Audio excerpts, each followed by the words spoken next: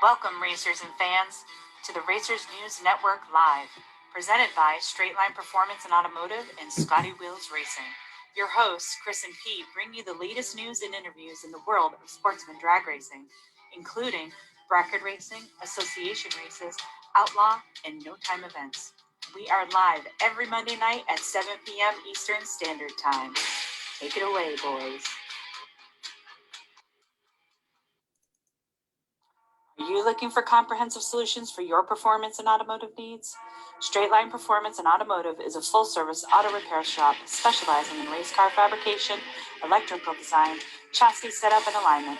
Located in Hamden, Connecticut, they also specialize in aftermarket high performance and chassis upgrades. Be sure to look them up on Facebook at www.facebook.com/straightline, STR8LINE, Performance, Automotive, or give them a call at 203-415-5316.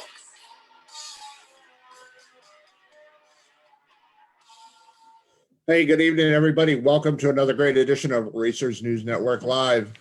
We had to juggle some stuff around this afternoon. A couple things came up. Our guest tonight was supposed to be Vince Mussolino. His son had a baseball game. That's a little bit more important than coming on talking about racing. Also, Pete had a retirement party that was supposed to be later this week. They dropped the bomb on him this afternoon and said, well, guess what? Surprise, it's tonight. So, made a couple of phone calls and managed to find a fine and outstanding co-host for this evening. We're going to talk a little bit of racing. We're going to talk a little bit of business. I'm sure a large number of you have heard of him. He is known as the Flying Airbrush. Of course, I'm talking about Jaron Settles. How you doing, Jaron? Hey, Chris. How are you? Good to be here. Good. Thank you for coming on and filling in for Pete. I appreciate it. Want to kind of like jump right into the results from this weekend. Of course, the national event at New England Dragway. I didn't get a chance to go due to some issues, but whatever. But I watched a lot of the coverage online, watched the live timing, and I can definitely say that I believe the sportsman guys taught the pros how to put on some races this past weekend. So we're going to start it out with Super Stock Eliminator, a name that I'm sure everybody up here in the Northeast and probably the East Coast and maybe even further out than that have heard. Joe Santangelo, driving his Chevy Camaro, defeated Justin Piccolo in Super Stock. That is Joe's 17th national event Wally. So congratulations to Joe. Stock Eliminator, the car that John Gray drives. Jaron, you probably know this car. A very popular car if you grew up in the Northeast in Division One. It started out with, of course, Dave LeBrun, L&L Engineering. Yep. It's not a Copo. A lot of people thought it was a Copo, but it isn't. But it's a well-seasoned, well-prepared car that's done more than just a few laps up and down the quarter mile.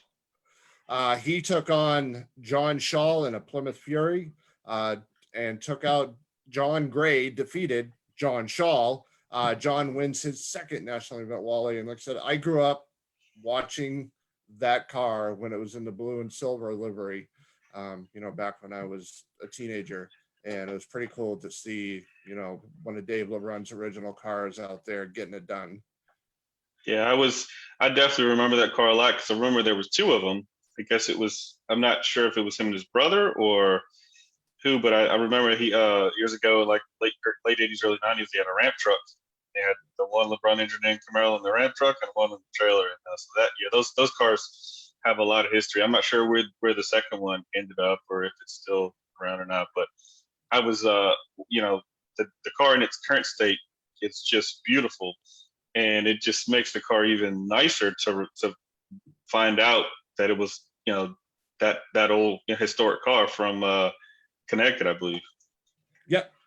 Yeah, absolutely. Yeah, I actually the trailer that he towed the second car with, my brother actually sold him that trailer. That's my really minor connection to L&L. But sure. Yeah, great bunch of cars. Always, Dave was always a threat wherever he went, anywhere in the country. Let's it's see, always a moving fast on. car. Oh, go ahead. Sorry. Go ahead. No, just saying it was just always a fast car. Absolutely. That the Northeast always was just a hotbed of fast '69 Camaro stockers back in the day. There was just so many of them that and there still are, but there's so many cars in Division One that seem like they have a ton of history. They've just been around for 30 years, been race cars. Absolutely. All right, moving on to Super Comp. Another heavy hitter up here in the Northeast, of course, Amanda Boychesko up against another lady racer who's a heavy hitter as well, Heather Fetch. Amanda took out Heather in the finals. Amanda ran a 94 with a 3 to Heather's breakout 89 with a 7. Amanda, with the win, takes home her second national event Wally. And this race, cool enough, marked the 6th time that her and her dad, Iggy Boychesko, a name, again, everybody should know. If you don't, shame on you. Something about that. Yes, shame on you. Her dad, Iggy Boychesko, was in the finals of Super Gas. So this, again, the 6th time in the same race that they've been in the finals in their respective classes. So pretty cool stuff. So congratulations to Amanda for defeating Heather Fetch. Super Gas, John LaBoost Jr. defeated Iggy Boychesko. As soon as Iggy's car came off the stop, Amanda said something broke in the rear end, and that was the race. So I'm sure, knowing John LaBoost's history and obviously Iggy's, wheeling abilities, that would have been a great race if they hadn't had a mechanical issue. John takes home his 8th national event Wally. Now, Jaron, you run some .90 stuff. Have you ever run against either Iggy or Amanda? No, I've never run either one of them. We've been, in different races together, but I've unfortunately I've never raced either one of them. But I've known Iggy for a long time. Back when he had the old obsession Corvettes in the early '80s and '90s, and I'm not too familiar with Amanda as far as personally, but she is a good racer, and it was a good final. She did a very good job at the finish line. She could tell that Heather was a little hot, and went down there and tapped the brake, gave her the stripe, and went on Heather's breakout. Absolutely. All right, moving on to Super Street. John Harper in a beautiful black and red Chevy Bel Air defeated Ray Knight Jr. I grew up hanging out with Ray's dad, Ray. Him and my brother were good friends, and I remember the first time I went back to the racetrack, I walked up to Ray and I said, "Hey, you remember a guy by the name of Don Barnes?" Like, yeah. I said, "Remember his little brother?" "Oh yeah, Chris." I said, "Hi, how are you?" And he just kind of looked at me and he goes, "Really?" I said, "Yeah." He goes, "I'm old." I said, "Yep." But hey, I gotta cut in for a second. I'm getting some text messages. You're gonna get some hate mail because you've been calling me Jaron. It's Jerron, but it's Jerron. okay. Sorry, Jerron. It was funny when I called you earlier. I told my wife, I said, Jerron. I said it like literally, dude, like a dozen times. I'm like, it's okay. He messes I Nick apologize. all the time. Jerron, what's up, brother? Hey, is that Scotty Wheels? What's up, baby? Scotty Wheels. What's going on, man? Nothing. My stepson's been using my computer, Chris, and he games on it. And all of a sudden, every time I go on it, it makes me like reboot, starts up slow. It's just awful. Hey, Scotty. Yes, sir. Any excuse will do, but let's move on with the show.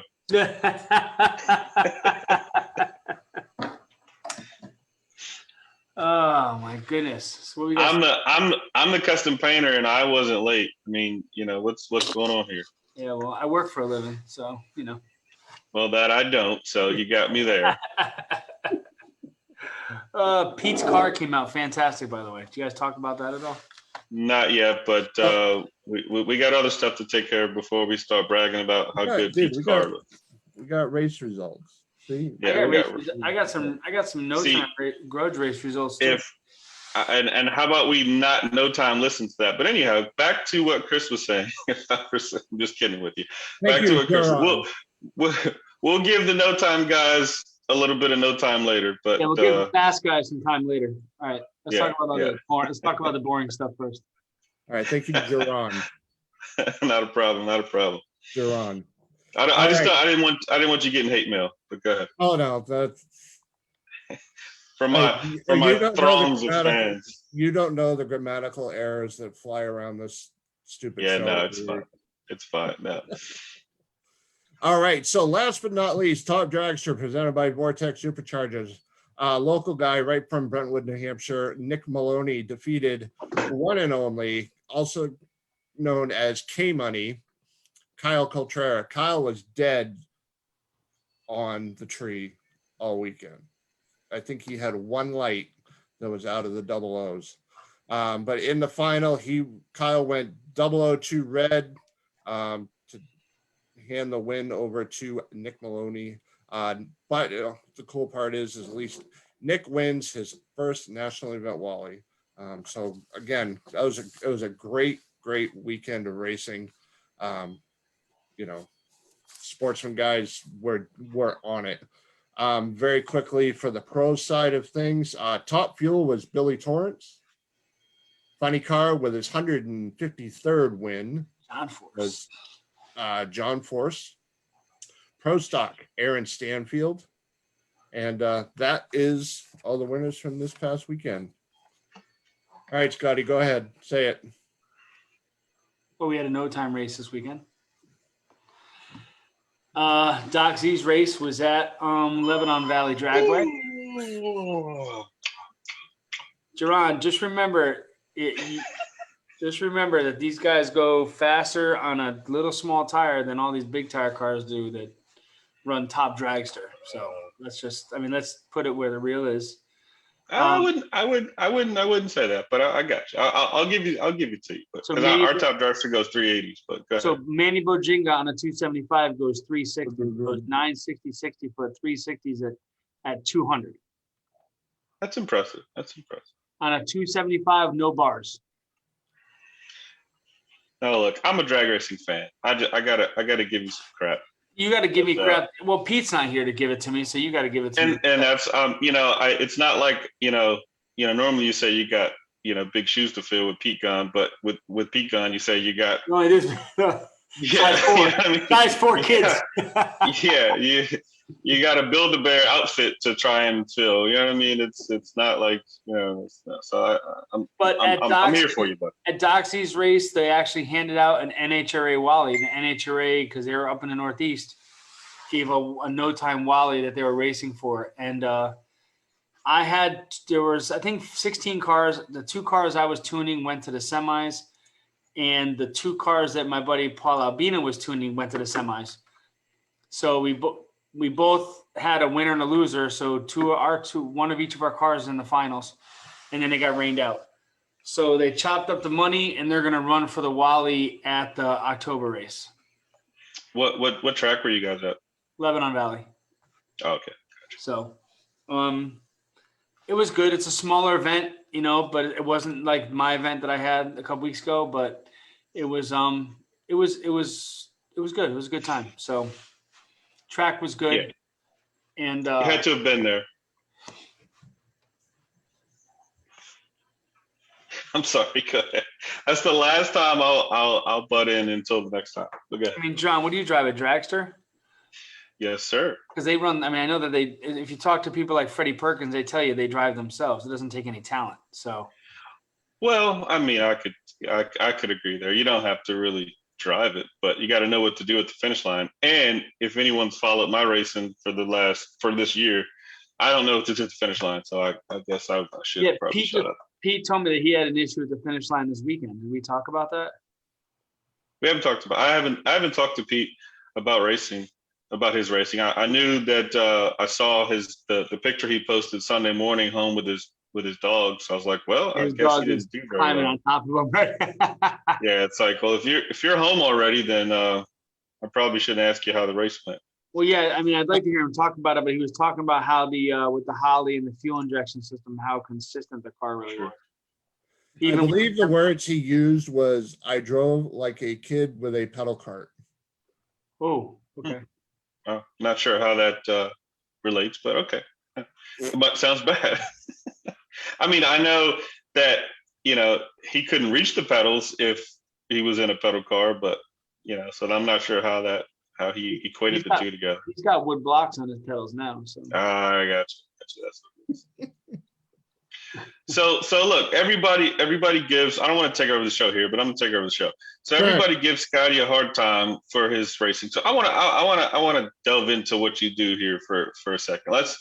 I'm sure it's been said before, but I want to bore the audience even more. The two people that we have watching, I want to bore them. But no, honestly, I'm just kind of interested. So what classes, like what exactly is it? Is it like all radio? Is it all like as far no as like customers or what I race? Both, I guess. So I raced in a class called X275. Okay. Which is a 275. It's 275 radial, but there are limits on obviously weight. It's a regular sanctioned class. Weight, turbo size, valve angle, like everything. They go through. They take your entire car. Sure. Those cars on a 275 small block. It's small block. If it's turbo, it's small block only, up to 440 cubic inches. A single 88 millimeter turbo, but that combo makes 2,000 horsepower, and they run 420s in the eighth. And it's a regular door car, you know what I mean? But they go 420s at 174 miles an hour. For me, as Chris knows, it was a $50,000 to $60,000 a year investment in your car, in your program. And it just got expensive. I got married. I got 2 stepkids now, and so I sold that car. So let me ask you a question, not to because I see where you're going, but what is your draw to to that style racing? What do you like the most about? Like what keeps you going back for more every week? It's the challenge of putting down 2,000 horsepower on a tire that's 11 inches wide. Sure. I mean, it's keeping, because it's the power, because when it comes to like the tuning aspect, like the Holly or a Fuel Tech, it's the power management, as you know, and because you use timing curves and stuff on your dragsters. It's the power management aspect of putting the power down and going from A to B. The chassis, the shock technology now with I'm a big sales guy for Menser and AFCO. It's getting from, and it's that 8th mile. It's that it pulls 3 Gs. I mean, you're pulling 3 Gs on a little tire, keeping the front end down. It's just a challenge, and I love it. I absolutely love it. I think when I see guys with big tires and wheelie bars, and then like this weekend in the semifinals, or the quarterfinals, we raced this guy, Eric, they call him Novocaine. He's a big tire, big block. He's from New York. We ran him in our little stock block turbo LS with a 10-inch tire on it, and we beat him. Like, we put the power down and beat him to the 8th. I mean, we were outmatched by a car with big tires and wheelie bars. And to me, and it's no disrespect to guys that run that, but I don't think running big tires and wheelie bars is that challenging. I like it. Okay. I get that. So do I agree with it? Maybe not. It's the challenge. I think, I get you. I think on the flip side, growing up bracket racing, from track to track, week to week, my dad bracket raced, I bracket raced. I, grew up with different really well-known Northeast bracket racers. And what I saw was all the guys, like almost like now you don't have to start that way, but let's go back to like late 80s, 90s. Everybody started bracket racing. You had to start there. That was where you started. 2001, I was bracket. Hang on. Right. I got you. So, but now you kind of there's so many classes. There's NMCA, there's NMRA, there's, your guys sanction. There's so many things. But for us, what I'm getting at is a lot of these classes were started solely because guys tried to bracket race, were not good at it, couldn't figure it out. And they're like, screw that. That's stupid. I'm going, whatever. So the same way you feel that it's crazy, it's not hard to run a big tire and wheelie bars, we're like, it's not that hard just to go A to B. You know, again, there's nothing wrong with it. And let me just say this real quick. Again, as a pure drag racing fan, I disagree. Like, I may give you some crap, and I may give, you know, because that's just what we're going to do. But I think drag racing in general is hurting, and all the feuding between classes needs to stop, because essentially at the end of the day, whether you run super stock, NMRA, Pro Mod, Top Fuel, a wheel standard, you all pull the same starting line. Hell yeah. It's use the same Christmas tree. You go down the same racetrack. I agree. I think, you know, I mean, you see it in an HR. The stocker guys think the super comp guys are idiots, and the super guys think the super stockers. Why? We're all doing the same thing. You know, I hate to use the old "why can't we get along," but there needs to be some more unity, you know, within drag racing. Now, again, we can all bust each other's balls. But I think all of us that run small tire stuff, like, I love learning the stuff that Pete does. It might not be for me, but I think learning the finish line is cool. Like, I think it's something different. For me, for our style of racing, our strategy is different. Okay, so we've set the car up to repeat every time. It's not on the ragged edge. So for the most part, unless you have some weather changes, some track changes, it's going to repeat. So our strategy is the start line and the finish line. Whereas for you guys, the strategy is to get the car from A to B, trying to, you know, because as fast as possible, because you're on the edge. So it's essentially, again, we're doing the same thing. Your strategy is different. It's just what we do gets to be really, really expensive, which is what sucks. Because I mean, there's name drag racing that is expensive. I mean, right? No, I know. I'm saying we're a class that's say 850 index. You got a car that goes 850s. You can just freshen your motor every year. But when you're running a class like X275, if you freshen your motor next year, you're a tenth behind now. I got you, but and I hate to sound like play devil's advocate, but expensive is relative.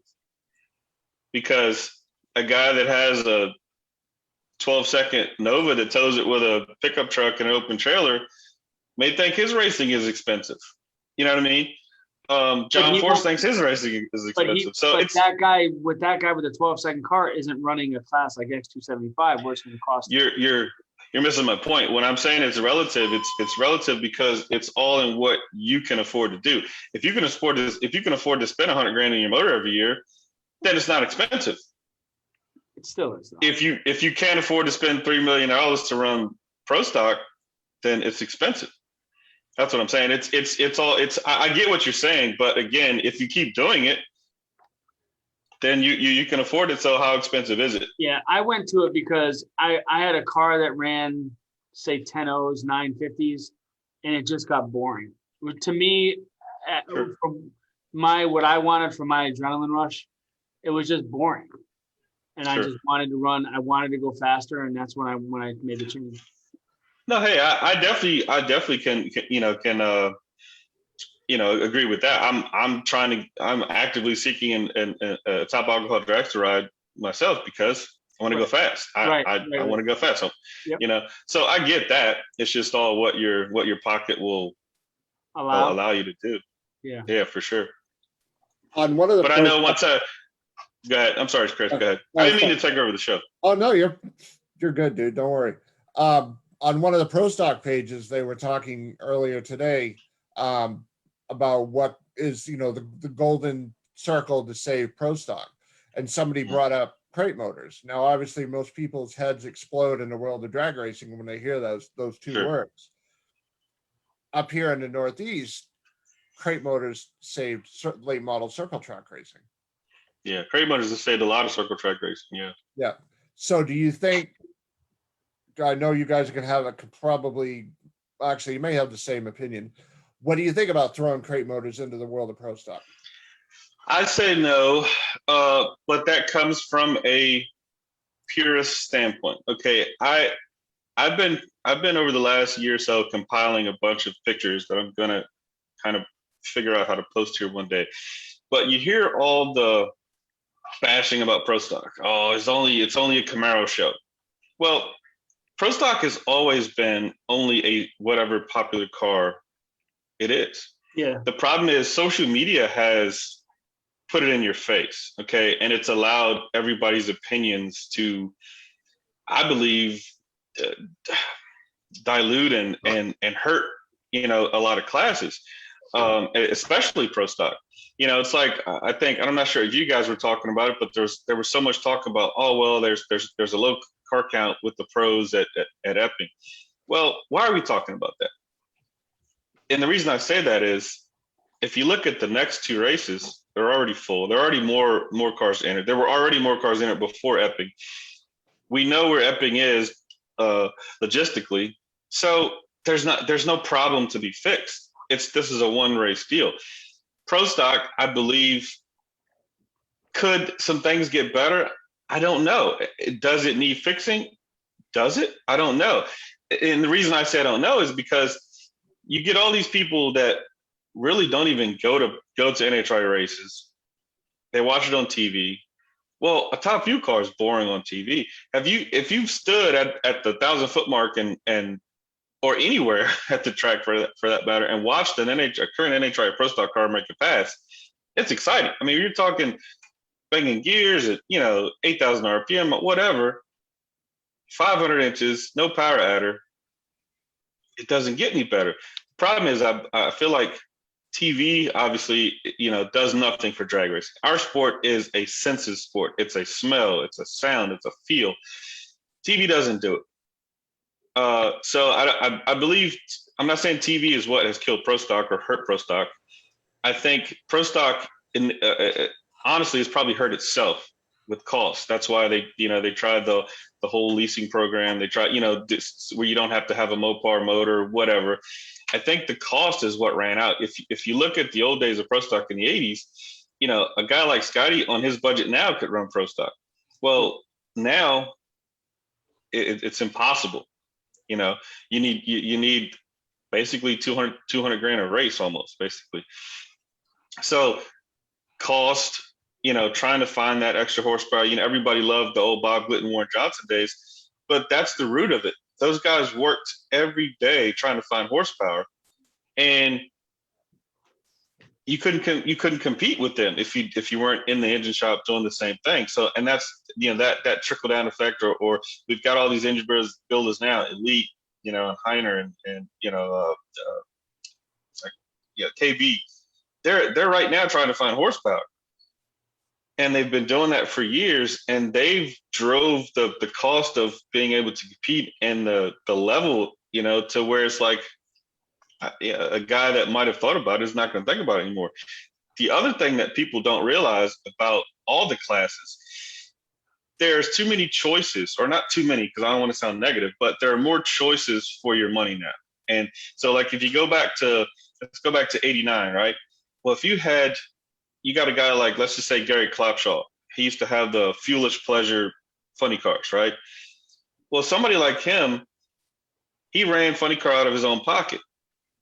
Well, there are plenty of guys right now that get run funny car out of their own pocket, but they've got X275, they've got NMRA, they've got Pro Mod, they've got Pro Nitrous, they've got Pro Extreme. They've got all these different choices, radial, that they can go spend. I'm not saying that those cars cost just as much as a nitro car, but what I'm saying is there are people that can afford to run Chad Green runs a nitro car out of his own pocket. So I think that part of the problem with Pro Stock and the pro classes is the people got spread out as far as the only place they could run, the epitome of drag racing was NHRA in the 90s. But now, look at Scotty doesn't even know what NHRA is because there's so many, he's got his organization. You've got Donald Long with Radio versus the World. I mean, there's people there that go there every year and have never been to an NHRA national event. Don't care about it. Don't know what it is. So there's so many factors that cause it. I hate the negative talk, like those But Facebook John, posts. but I think those that run radio stuff, we know what NHRA is. It just doesn't. I was being a little bit. I know, but I'm just saying it's just not. It's not exciting to the radial tire community.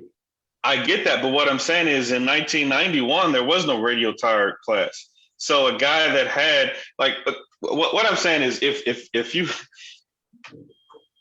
take a I don't know Dwayne Mills or any of these guys that Look at Manny Bojinga. He used to run NMRA. He was an NMRA champion. right. What I'm saying, I'm talking about their budget. Right. Okay. Right. This is the radial tire is not a cheap class. You're not getting in that class for $20,000. You're not getting in that class for $100,000. You're spending $300,000 on the car.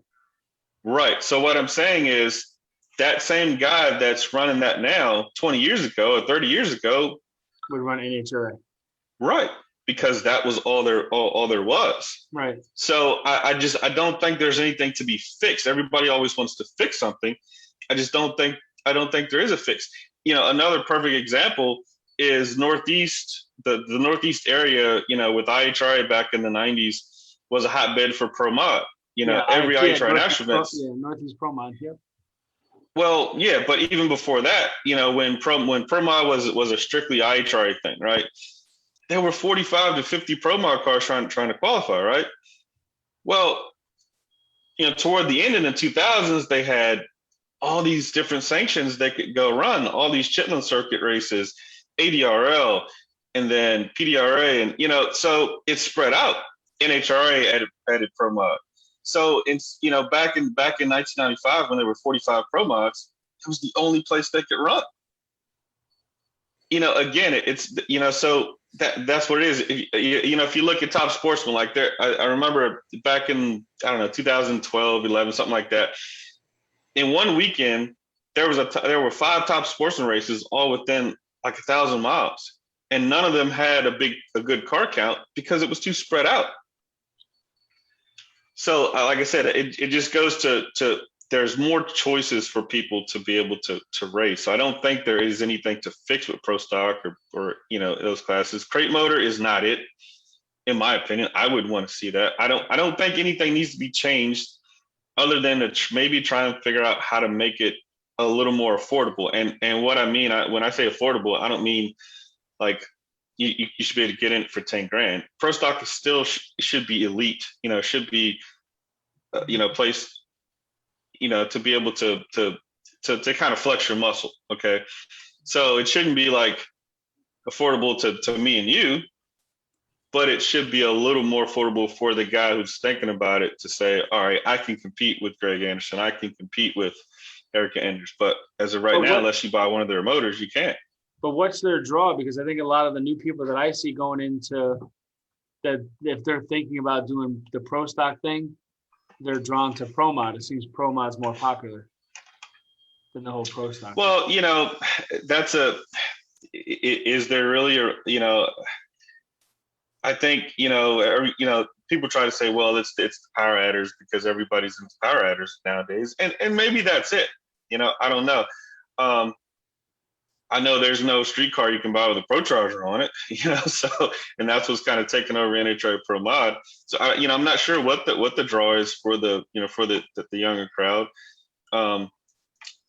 It's hard to say. I guess my point about this whole thing is everybody focuses on the negative and gives that negative talk energy, and that energy from that negative talk, just hurts drag racing, period. One of the biggest things that killed some of the sportsman car count up here, especially this past weekend, is also the fact that the border is still closed. I'm Sure. lucky. I know 6, 8, 10 guys north of the border that normally come down and race. And they're like, we're just sitting here going, we definitely hope that the Canadians can come down and race with us more. I love my Canadian friends. I got a lot of them up there, but yeah, that's with everything kind of, not back to normal, but with stuff opening. I mean, man, you would just think that they got to be close to letting those guys come back and race with us. I'm hearing somewhere, probably around June 22nd, maybe. Okay, well that would be good.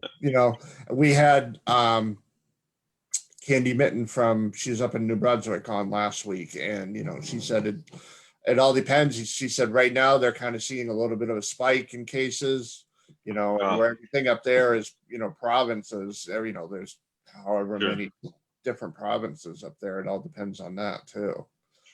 Yeah. So Yeah, like I said, that's that's the thing. Any type of knee jerk reaction, in the last year about anything was wrong in my opinion.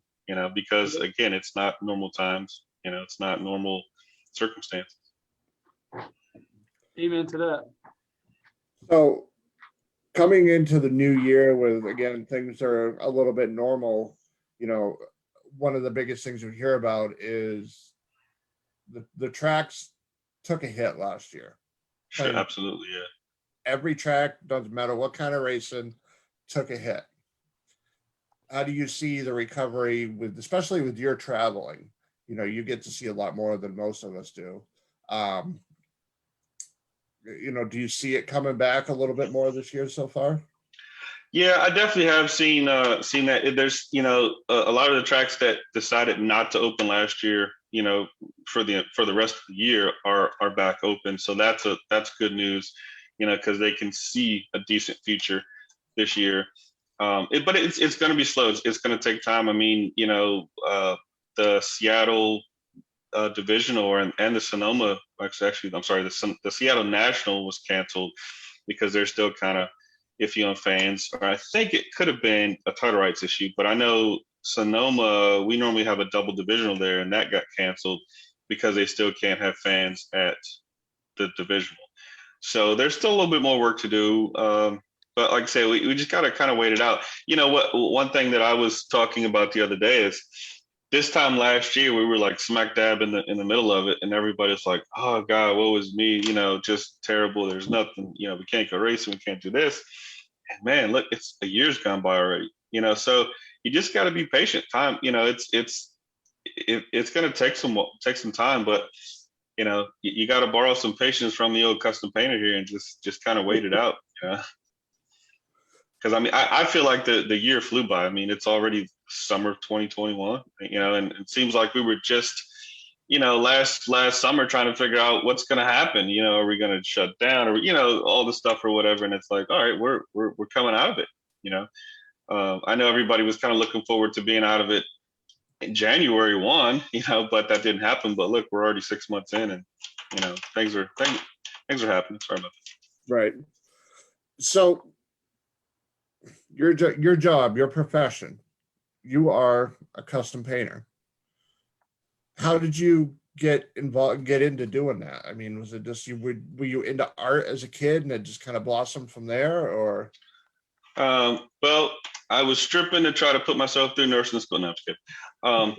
I basically, I used to always draw, but like I basically drew paint schemes. Like I used to always draw paint schemes. Like growing up, my heroes were Greg Obzupko and Scott Brown. Like those guys that whenever the National Dragster came out in the wintertime with all the new cars, new paint jobs. I never really wanted to do anything with painting them. I just wanted to draw them, wanted to design them. And it was funny because I used to, I made my mom get me markers, and, I practiced, and drew. And then Greg started using Photoshop and Illustrator. And I was kind of just heartbroken. I'm like, I spent all this time trying to learn how to draw, and now you're doing it with a computer. But I basically started out drawing, and then I always wanted to be a chassis builder. I always wanted to build cars. I wanted to, build X275 cars that, Scotty could tune and lose in the semis with. Let's do it. No. But I basically got started. It was a practical joke how I got painting. I had a friend of mine whose wife was a huge Rusty Wallace fan, and he was a huge Dale Earnhardt fan. And this is years ago, obviously, when Dale was still alive. So he bought her a brand new Simpson white helmet for her car. She raced just a no box car, whatever. And he's like, take a Sharpie and put a Dale Earnhardt number 3 in the back of it, 7-time champion, blah, blah, blah, whatever. So I did all that. And, the joke went over. She hated it, whatever, blah, blah, blah. But it's funny. She's like, all right, get it off. So I guess we all forgot that it was permanent marker. It wouldn't come off. So she's like, I don't care what you do. You need to get this crap off my helmet. So I took it and I got some sandpaper and sanded it. And I actually went to Pep Boys and got some spray can, aerosol, and some tape. And I taped it out and sprayed some designs on it. And it was hideous, obviously, compared to what I do now. Yeah, we know. Some of the fans out there, oh, geez. Some of the fans out there still think I do hideous work. But yeah, that's how I got started doing. Did it with aerosol can. Very cool. And I see my best friend just popped in here. Yeah, I can't get my video to work. I don't know what the hell's going on with this thing. Well, it's sort of like your airbrush. You can't get that to work either most of the time. But I'll let you go. So I just have a question. So listen, wait a minute. Before you say anything, has everyone on here seen 8 Mile with Eminem? Scotty, I know you've seen 8 Mile with Eminem. Of course. Well, I'm gonna try and pull a Eminem at the end. I know everything Chris is about to say about me. Yeah, because I already told you it about half an hour ago. No, you didn't. So, No, you didn't. so Jerron, you do the rap where you put yourself down, then he has nothing to say. Yeah, exactly.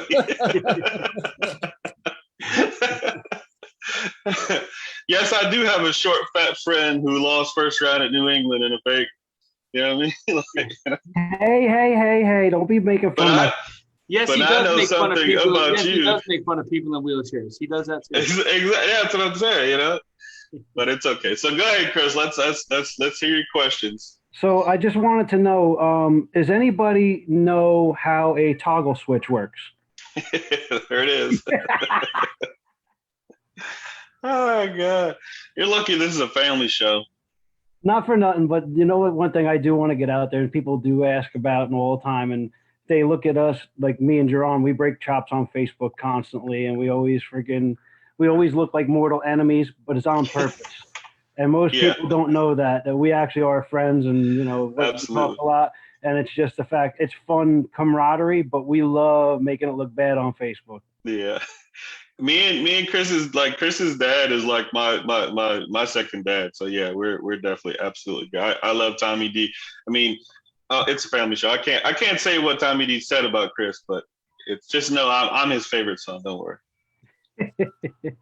And there may be in the future a cooperative educational thing to go between myself and Jerron. We may get together and do a paint job together.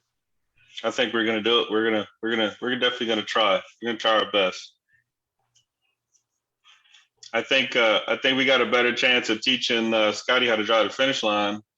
But I'm sorry, I just had to dig on Scotty because I can drive a finish line, but I don't have to in my sport because I'm probably 2, 3, 4, 5 cars ahead of most cars that you guys are running anyway. Probably so, because I mean, who can't point and steer? I mean, you just have you seen what's the chassis builder in? I was about to say Missouri. They're all from Missouri, but Tim McCamus. Tim McCamus made a video about you guys, and he's coming out with like the Slurpee cup holder and the bag of chips, and you just hold on. I mean, you're not doing anything. Anybody can drive it. Okay, get in my car. You think I couldn't drive your car? I'm not saying you really think I couldn't? No, I think you could, but I think if you drive my car, I think that you will have an appreciation for what we do. Oh no, listen, I definitely appreciate it. Like I said, I'm a drag racing purist. I will watch a jet car because I like drag racing. Like I was so excited at the Vegas national event this year because I got to see Ed the Outlaw Jones stagecoach wheel standard. I remember seeing that in magazines as a kid. So no, I have appreciation for what you do. I just think it's stupid. No, I'm just kidding. It's not. I'm joking. No, trust me. It's definitely, you guys do what you do. Like I said, I just wish we all didn't hate what each other does. Like I think that but I don't think it's like that. I think you're blowing it up. No. I know you guys. I think the NHRA guys and you guys don't like the whole no time thing, but us no time guys, We don't mind. We like the NHRA because we go and watch. We're all up there. Those are the fans that are watching. I get you. I don't think anybody hates you guys. NHRA is just bougie. It's bougie. Well, I as Chris, I've said before, I like suit and tie racing, which is NHRA. I like it. Bougie. That's Oh, all. wait, Yeah, whoa. That's like- not what you said a couple of years ago. No. Listen here, Christopher. Let me set you straight. All right. So yes, because again, I know where Chris is going with this. I was in IHRA like regular, okay, and I didn't run a whole lot of NHRA solely because IHRA was in my backyard. I felt like they treated us better. They did. The payouts were better. Everything was better. They didn't get the support from people like Chris, who, didn't feel like it was as good or as, what do you call it? Prestigious or whatever. I ran IHRA stuff myself. You ran a little bit of it, but listen, I'm not gonna name his name, but a very prominent super gas driver came to a race, an IHR race. I'm not gonna say why he was there because again, it'll give it away, and I don't want to make this guy sound bad, but I was like, when he told me what he said. So I was talking to him at the race, and I heard him call Super Rod, which was IHR's 990 class or whatever, and I said, hey, they just called you guys. He's like, because he runs NHRA Super Gas. And he said, I'm not running this crap. What do you mean you're not? He's like, I run Super Gas. This is not Super Gas. I'm like, it's the same. Never mind. But because it wasn't NHRA, right, he didn't feel like it was worth racing. And it's the same. So, that was that. I was a big IHRA regular. I wasn't against NHRA. All I wanted to do was race NHRA. It's just at the time it was better for me to run IHRA. Me and Chris had it out because at the time IHRA had the best package to win. It paid more to win an IHRA World Championship than it did a pro NHRA World Championship. I mean, they gave you a car and a diamond ring and a free trip to Aruba. Like it was one of the best packages. I mean, they still do it. They don't give away a car anymore, but it was just so much more. And Chris was like, oh, it's stupid. I'm not running that, NHRA. I got my Powerade cooler and my, whatever. It's like, no. But I run NHRA because that's the only place I can race 1/4 mile. And it's the only place I can, race class racing. The funny part is for me, NHRA racing, I don't race it because of NHRA. I don't race it because of the money you win or the prestige. I don't run it for any of that. Honestly, the only reason I continue running NHRA stuff is the people. I love the people. For sure. Yeah. The people are just the best. Yeah. Like friendly. It's like going to a high school reunion every weekend. I love meeting up with my friends, having a good time, and enjoying it. The competition doesn't really change. You're running the same people, but it's the people that you get to hang out with in the pits and go. The kids get to go run around and play, and the adults get to go to each other's barbecues and stuff. And that is what NHRA racing is. And honestly, if PDRA was closer to the Northeast, I probably would do some PDRA stuff. I just can't justify going to Michigan and wherever else PDRA stuff. But I think PDRA is way cool. Yeah. I mean, I've always felt the same way you do. It's basically a party and a race broke out. I drive for a West Coast team now, and I've been able to meet a bunch of nice people the last couple of years racing on the West Coast in Division 7. And I can't wait to get out and hang out and party. And, it's cool. The racing, I'm not gonna say the racing secondary, but it's definitely not the main reason that where are you racing? We do California? The team I drive for is based out of Las Vegas, and we'll like right now this weekend we'll race in Denver. Truck's leaving today actually to go to the Lucas Oil Division 5 race at Denver at Van Air Speedway, and then we'll go back for the Mile High Nationals, and then skip Sonoma, and then we'll run Pomona. Oh, that's awesome. But yeah, Vegas, Pomona, Tucson, Phoenix, Sonoma, Seattle. Those are the tracks that we run. Nice. Have you been able to run any of the national events on the East Coast, or is it just strictly Midwest and then Western? I've run them years past, but the team that I drive for now, no, we won't. We ran Indy last year. We're Indy this year is kind of up in the air solely because COVID killed all of our Lucas Oil races. Like I think most of all the divisions have already had 3 or 4 races so far. We've only had 1. So they're all rescheduled for the end of the year. And our Phoenix double divisional starts the Thursday after Indy. So it kind of doesn't make logistical sense to drive to Indy. Basically, you drive to Indy and then in 3 days have to be right back in Phoenix, Arizona to run a double. And then we've got basically 7 or 8 races throughout September, October, and November that are all on the West Coast. So it's like, I definitely would like to go back and, try and one up what I did last year, but I don't know, logistically, it's not looking like it's in the cards for this year. Deep House Scott looks like the creature out of the Get to the Chopper movie. I'm getting closer. I'm starting to figure out some settings here. Like creature from the Blue Lagoon. Can't see my bald head in this one though. I'll make that up for you, Chris.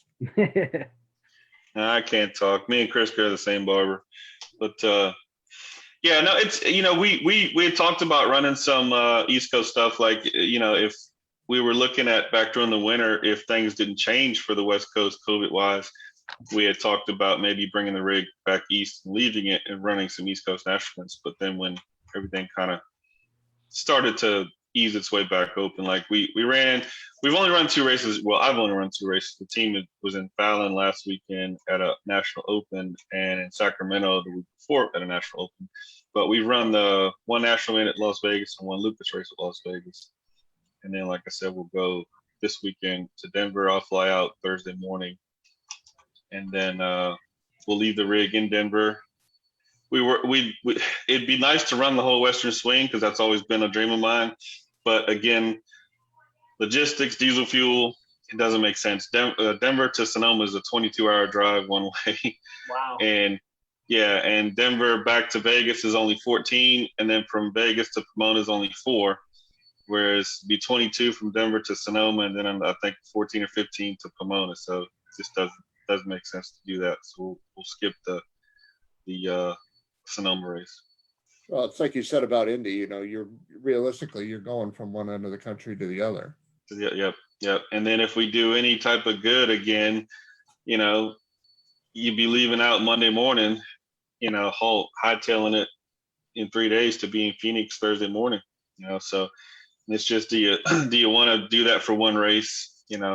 It's Indy, it's the U.S. National, so it's it's tempting. It's still not ruled out. Don't get me wrong. And plus, our my teammate Cody Weber is already in the All Stars for Top Dragster, so it's going to be a tough decision not to go, but it's looking kind of rough right now. Yeah, you get one day of rain. You get 1 day of rain, you're screwed. Yeah, exactly. Yeah, even more so than having to go from one end of the country to the other. Right. Yeah. So I'm going to say we're probably 80% sure we're not going to go to Indy this year. But like I said, I don't know. Things can change. If I can get on a hot streak and stop giving up the finish line, and maybe we might see. But for now, we'll keep on working. Drum, what class do you run? I run Super Comp, the 890 class. I'm gonna at the end of the year jump in a Top Dragster and run 2 or 3 Top Dragster races on the West Coast. Just solely because we can. Because that's almost like a index, right? It's more of an index, right? Top Dragster. It's a bracket race. It's a dial-in fast bracket, pretty much the fastest bracket race. You can't go 610 or 620, right? You can't go 610. Yeah. Yeah, I'm learning. See that? I'm learning. Yeah, I like it. I see that, man. Chris, this guy's like the man now. Like he knew 610 for Top Dragster. We're so proud of him. He's come such a long way since January. Yeah, I know. Yeah. I mean, I'm learning little by little. I was talking about Top Dragster actually at qualifying at New England. Freddie really turned the wick up on his dragster. He pulled the 605 out of it. He went 605? 605, yeah. Our Luckily, team, that was his second run. So they took his first qualifying time, which was I believe it was a 6:19 with a 7. So Yeah, last year of the the top 10 fastest runs in TD under 6:10, our team had the number one spot. We went 6:03 last year at Indy. Wow. right now the That was top on a tracks. No, go ahead. Go ahead. no, that was just it was on a red light pass, so she just legged it out. Screw it. Yeah. Is it a all motor car or is it gonna have power out? Pro Charger? We have 4 top dragster cars. 2 are Pro Charger and 2 are blown. I'm sorry, we just bought it.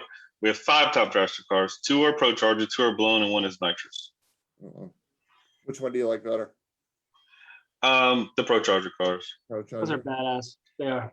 Even though I will say, Brianna, who drives one of the blower cars, her car is probably the best car we have, and it's a blower car. That thing just repeats and repeats, and it's easy. It's no maintenance. Not that the Pro Charger car is a ton of maintenance either, but it's just easy. It's like, so I don't know. I'm not sure which car I'm going to get in at the end of the year. We're still kind of up in the air as to what's going to happen, but I kind of am still an old school nitrous guy. Like I like nitrous. Years ago when I ran I-Tri top tracks, I ran nitrous. I like that more than anything. To me, it's just a lot more difficult to go as fast as you need to go on the national level. On the divisional side, you don't need to go as fast, so you can get in. Do you see nitrous hurting like on when you're in like a all out class like ours, like in stuff I do? You see nitrous hurting a lot of parts because you're always trying to find that little edge. Do you have to in top out? Like, can you go 620 with a big block with a good nitrous system on it, where you're not having to run a 50 jet or a 40, you know what I mean, or a 48 jet? There are some guys that are very good. Christopher Carrico out of Ohio, or he might be from Indiana. He last year at Indy, he went 6:17 with a nitrous car. But I'm pretty sure he was standing on it big time. Like, now it was consistent. I think he went 17 and then an 18. I think he went red first round and won another 17 or maybe even 16. But he would be the one to really talk to, because he can stand on it when he needs to.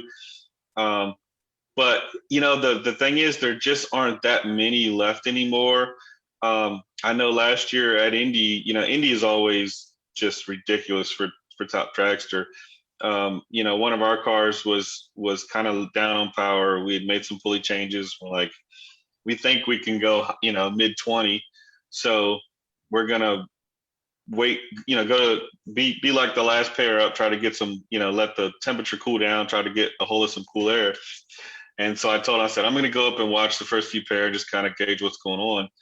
And I sat there and like, first pair was like 6:11, 6:13. Second pair was like 6:12, 6:10, 6:13, 6:12. And I walked away. I was like, dude, you're in trouble. So, and he ended up not qualifying. He got in as an alternate, but he didn't qualify. I don't remember what the bunt was. I think a bunt might have been a 21 or 20, whatever. But so you don't see, the Pro Chargers have kind of run the nitrous cars, away. The guys that were nitrous are now Pro Charger. So to answer that question, it's hard to say because there's just not many left. And the ones that do like a New England national is not a really tough national. So like I'm pretty sure Nick Maloney was spraying. There was a lot of cars. I'm pretty sure Kyle Coltrera was on motor with his carbureted car. That part of the country, and even in D1's not crazy fast. You can get in, with a 740 sometime.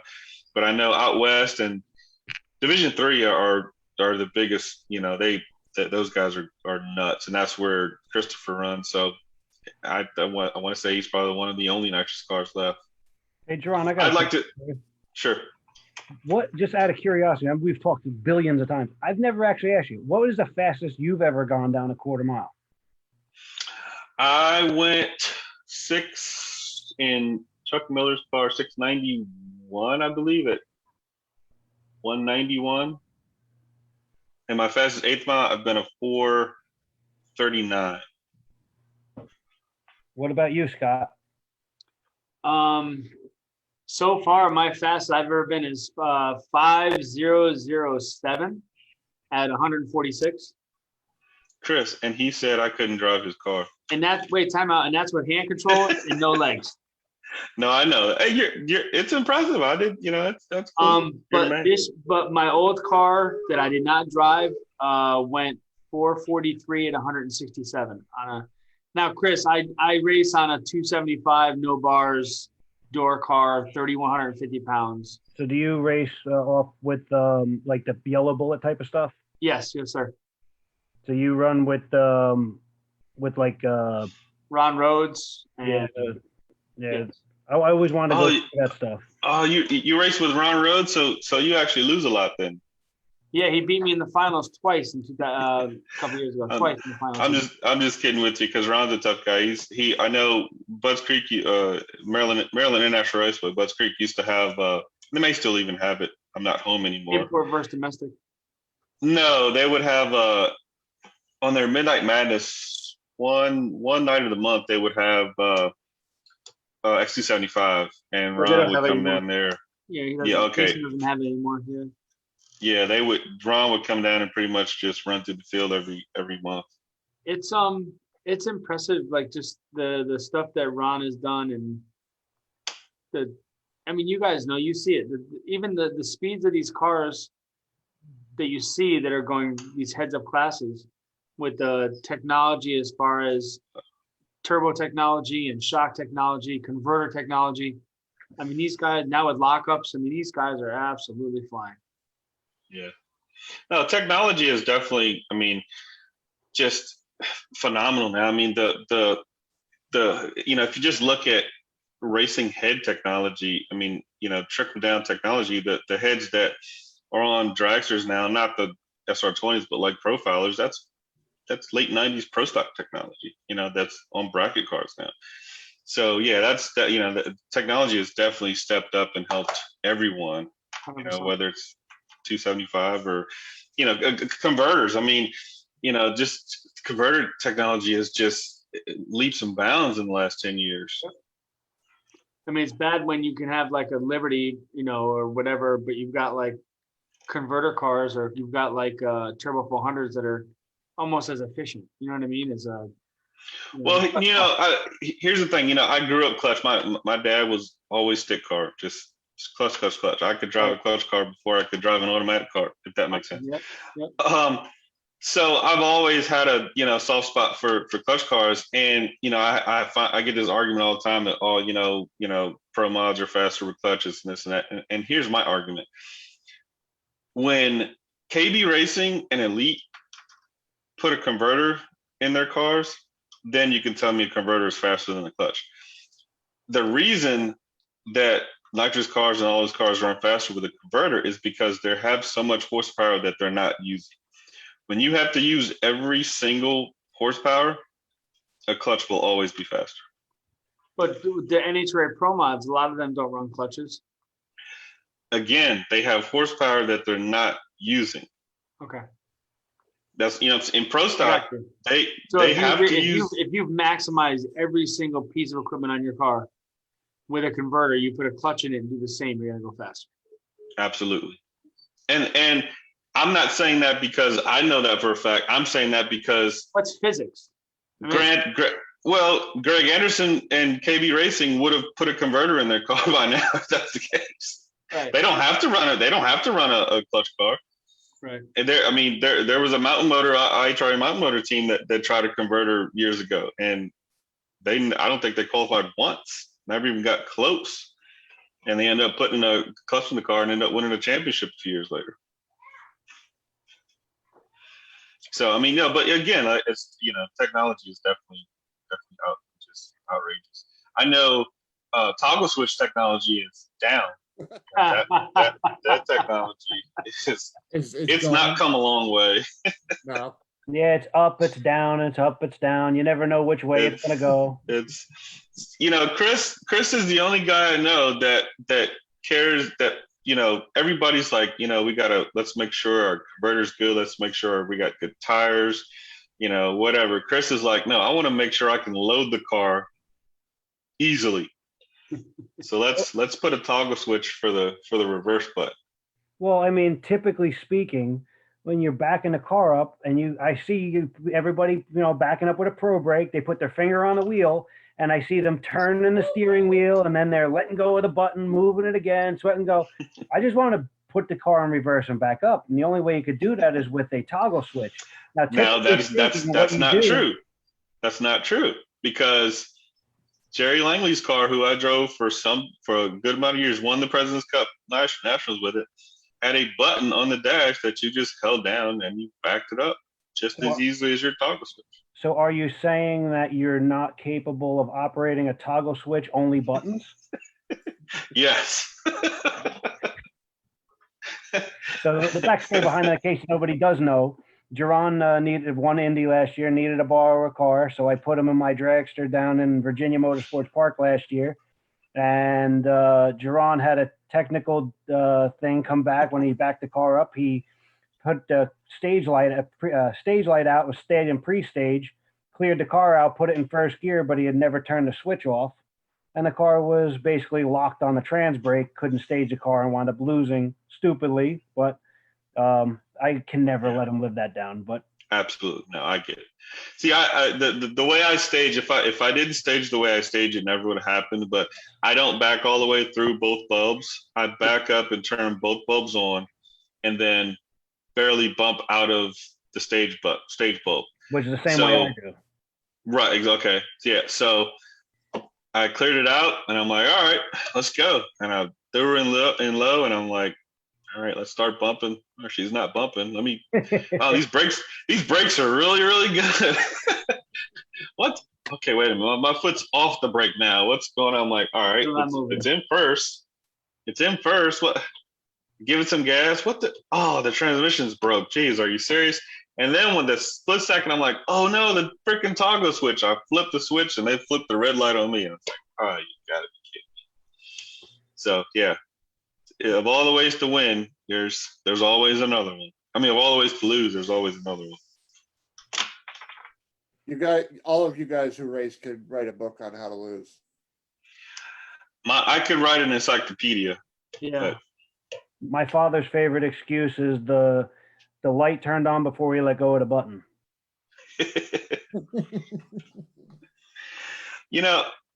For me, I've been working a lot in the last few weeks trying to figure out my problem.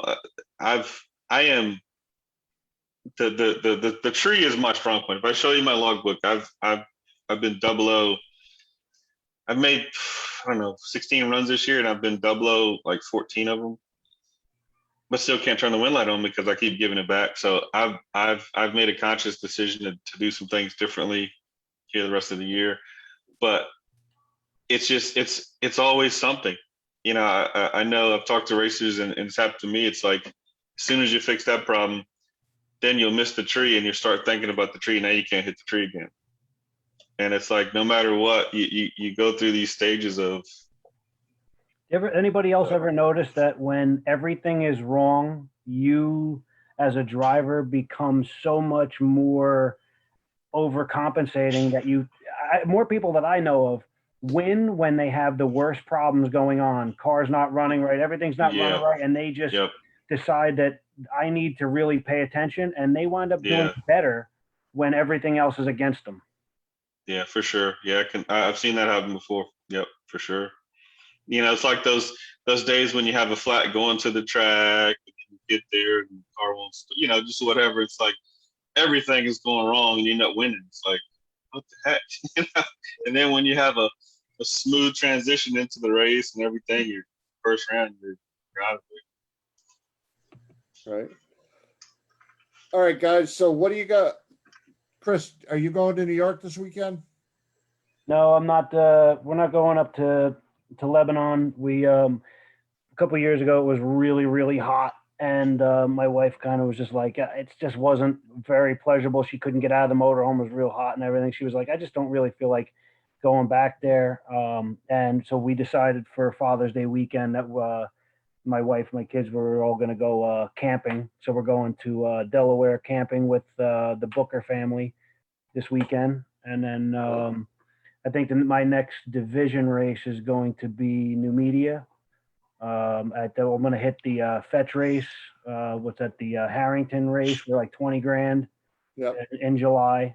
I'm gonna hit that race, and then we're going away for a week camping, and then that week we'll be away, and then we're gonna go right from the camping trip right to New Media, run there, and I'm just gonna play it by ear. I don't really have anything set in stone, but we did a bunch of stuff this year. With my father's car, did carburetor changes, a couple things in my grid, changed a little bit around in the car to try to make my father's car better, and it really responded. It's running really, really good. It's probably better than I've ever had my father's car running.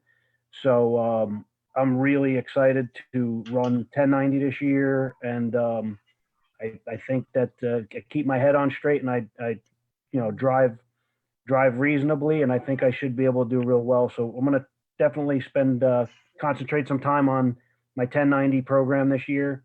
My kids, we had a little bit of an issue this winter where we wound up we're down one junior dragster. We wound up losing one junior dragster this winter. So we're in the process of putting some other stuff together to get all my kids back out racing. So by New Media, we should be all full-fledged, ready to go. And I look forward to just going out and having a good time. I was hoping Maple Grove would have been everybody's breakout, but it looks like New Media. Looks like everyone's going to be having a hell of a time coming out at New Media. I can't wait for that. Cool. And you raced at Rob's big event. Yeah, I ran Super Comp and Super Street at Rob's deal, which, by the way, if any of you have not seen what went on there, that race was absolutely amazing. Rob put on an amazing race. Everybody who contributed and went on, I mean, he had bands, they had food, it was just an amazing time. I wound up losing a tight race in Super Comp there to Chase Fennestock. And then I broke out by 3 thou in Super Street. And then the following day they had an association deal that wasn't the Dave Stein Memorial race. It was the race after that. And I wound up getting lucky enough to put everything together and pull out a win on that on Sunday. So it was a good outing for me. And I got a lot of confidence. So I did, I'm ready to roll. I just can't wait to get to another race with it. Very cool. Scotty, what do you got going on? I'm going testing in my car this weekend coming up. I got a race in 2 weeks up at I'll be testing again up on Friday the 25th up in New England Dragway, and they got a pro test session. They got a radial lane and a slick tire lane. And then Saturday there's a race, but I have 3 cars and I'm tuning, so it's hard to race when I'm working. It's almost impossible. So business has to come first. So and then I've got a couple of races. I'm heading down to the Carolinas to race in North Carolina. No Time's got a big event, a 28-275 No Time event. And then I've got a race at since Capitol's closed, we have some races at US 13 at Del Mar. So I've got a couple of races down there coming up in the next 6 weeks. And now that I got the RV, Chris, you were talking about junior dragsters. So I just bought an RV off of a guy named Fred Craw that owns Craw Racing. Yeah, I know Freddie very well. Yep, and he being in a chair, I'm a paralyzed vet myself, as you know. So I bought an RV off him that's all wheelchair accessible, a diesel pusher. So small world. Yeah, we got right now we have 3 junior dragsters. I have 4 kids. I have 3 junior dragsters running. One in the just got up to the 790 class. My older daughter's in the 890 class. My younger daughter's in the 1190 class, and then my 4-year-old is chomping at the bit. He probably want to go right to the 790 class. He's a maniac, but he's ready to go whenever I get him in it. Yeah, it's amazing how you talk about that, and it's like 790s. And I remember like driving like a 2010 Camaro, my Camaro SS. It would go like, bone stock. Let's say it would run like 750s in the eighth. And these kids are like 9 years old going as fast as these cars coming off of the showroom. It's pretty fun. Yeah, it didn't go 750s, but that's okay. I'll give you that Whatever it was, John, whatever it is. That hit with a tailwind. Yeah, a 750 is an 11-second car there, Scotty B. So if you had a bone stock Camaro going 11 seconds, No, the ZO one, it went like 1170s. Okay, well, okay. All right. Well, maybe it did. I stand corrected. Like 123 miles an hour. Wait, are you admitting that you were wrong? Is that what I just heard him say? No, Geron's too narcissistic to do that. Oh, okay. That sounds more right. Right, Chris? Yeah, I agree with you. That's why we're on this side of the screen. They're on that side of the screen. Well, I mean, he failed to leave out it was a bone stock 632 freaking Camaro. I mean, he said bone stock like it was a freaking LT 305 car, but he didn't. He's like, oh, it's a Copo freaking Hennessy Camaro. I guess it did go 750. Anybody happen to see? I just saw this yesterday, and it probably blew my mind a little bit. Did anybody happen to see the 2021 Yankos that are coming out? No, I didn't see that. That sounds pretty cool. 1,050 horsepower, right out the box. Is it going to be like the track only car, like the Copo? No. So what I saw it on? I originally saw it on TikTok. Then I looked it up. So they're doing two versions: 1,000 horsepower Yanko with an automatic, and 1,050 horsepower Yanko with a stick. There's only 50 of each being built. Wow.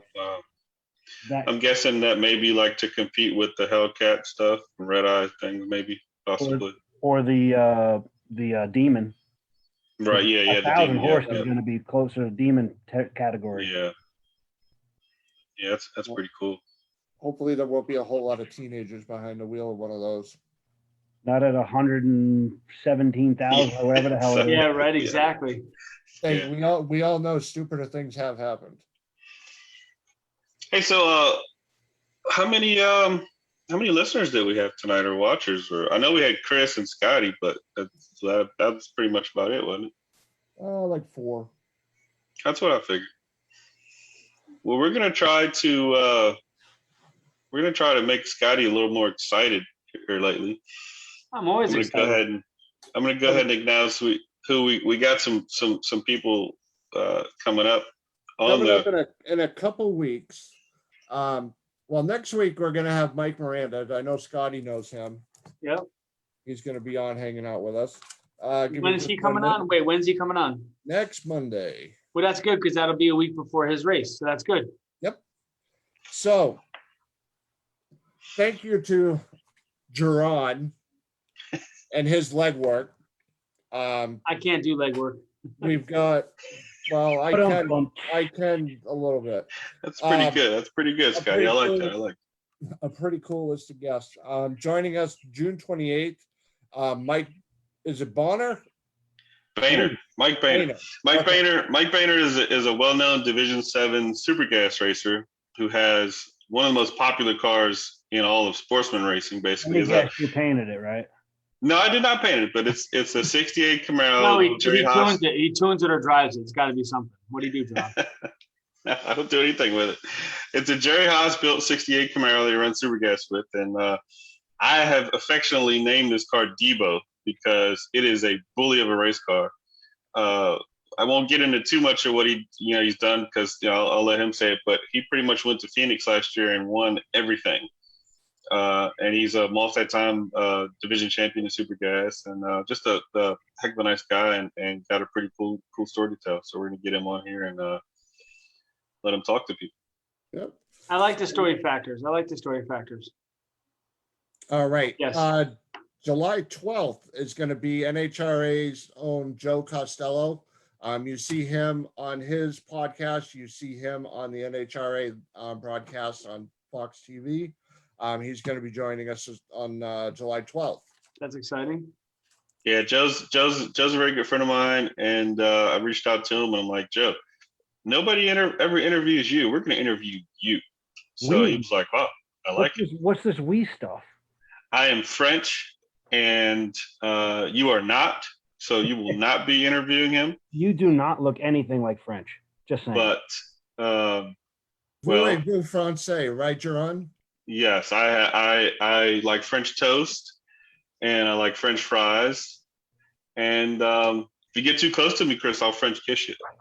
He No, talked But to a anyway. French girl once. he tried after when I let him drive my car, but you know. I did, because that was a good car. I will say, Chris's dragster is definitely one of the best. I see why he's won so much in it. It ain't him, it's the car. But anyway, so back to Joe's going to be fun. Joe's going to have a wealth of information, and it's going to be a good show. All right, July 19th, Top Fuel Racer Sean Langdon. Yeah, Sean's going to be cool. Sean is his deal is up in the air solely because, and I forgot to tell Chris about this. He's definitely going to do it. We just got to make sure. He's got to check his flights because we're all going to be stuck on the Western Swing deal, whatever. So that Monday he's going to be leaving Denver, Sonoma, not sure, whatever. But so he just got to check his flight schedule so he can figure out. We may have to move it up or back or whatever just to do that. But yeah, Sean, it's going to be cool to have Sean. If these guys could possibly get in the bracket racer, Sean Langdon, he would be a good one to get on too. What? That's kind of why I chose Sean is because he is, the best of both worlds. I mean, he's an amazing NHRA. driver. He's an amazing Absolutely. person. He's a great person. Like anybody who doesn't even know him could just walk up to him and talk to him, and he will talk to you forever. I mean, talking bracket racing is so exciting. I could tell you're a heads up guy. Oh my God, can I tell you're a heads up? Yeah, I can't wait. Talk about some bracket. Sean, so to pretty much ignore Scotty. Wait, does he run a pro on? Does he run a pro? You know what the best part is, Jerron? Watch this. I can do this. You can mute him. I can. There we go. Sean holds the. Sean Langdon. He pretty much, the one thing about him, he holds the distinction of being the only person that has a world championship in Junior Dragster, the Lucas Oil Series, and Super Comp, and in Top Fuel in the Camping World Series. So that's saying something for a guy to won a won national 3 championship in Junior Dragster. Yes, absolutely. Yep. In what year? Yeah, I'm not sure, but he definitely is. He's the only person to have all 3 NHRA Series championships, world championships. Do a lot of them top guys have they started that early? Like junior stuff? Not a lot of them. No, a few of them. But I know J.R. Todd, I don't think he ever ran juniors. I think J.R. went straight to Top Fuel, if I'm not mistaken.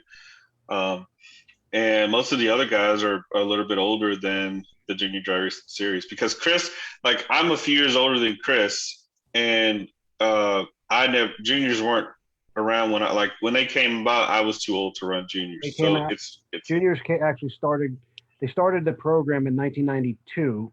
However, the first actual season of actual cars being produced, built, and raced in competition was 1993. I was 15 years old at the time.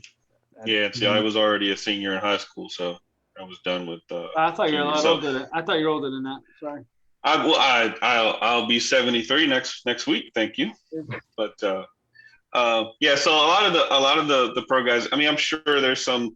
I mean, Alan Reinhart was saying the other day, the average age in pro stock is 22 now. So there may be a few of those guys that started in juniors. What's on Circle Track? They always say a lot of these guys start in these kart series and stuff. You know what I mean? I just didn't know if it was. Chris looks like he's chopping up. Well, I think obviously again, it's got to do with the year that it started. You're going to start seeing that transition, obviously, because when the older guys start to retire out, then you're going to see guys that. Or kids, women and men that did start in juniors, start to move up into the different. But like I said, right now it's just you got the Green Mamba, and he ran juniors, but you got nice elbows, Chris. You take a guy like Antoine Brown. I mean, he basically has a tractor trailer full of junior dragsters that he takes over to Lucas Oil Dragway. Well, Craws Racing that I was talking about built Antoine Brown's kids' junior dragster. Yeah. And even this past weekend at New England, him and Erica Enders are always they hook up with a group of the juniors, and they help them get lined up. They back them up. They work with them. And Yeah. Christy, you can answer this. They had to do all kinds of test runs in front of the New Jersey State Police back in the 90s too, before they would basically allow it, right? Yeah, and they had to basically prove that the cars were safe. The original car, if anybody ever seen the original Castrol car that Dave Knapp had driven, that car was made out of electrical conduit. Talk about dangerous. It was actually built out of 3/4 inch conduit piping, bent and welded into. They took old signs from around Englishtown and bent them and made the body. I mean, the car really is like scary looking. Yeah. They had to, show what we're trying to do and the safety measures and all. And they were actually running them with state police at the track, watching it.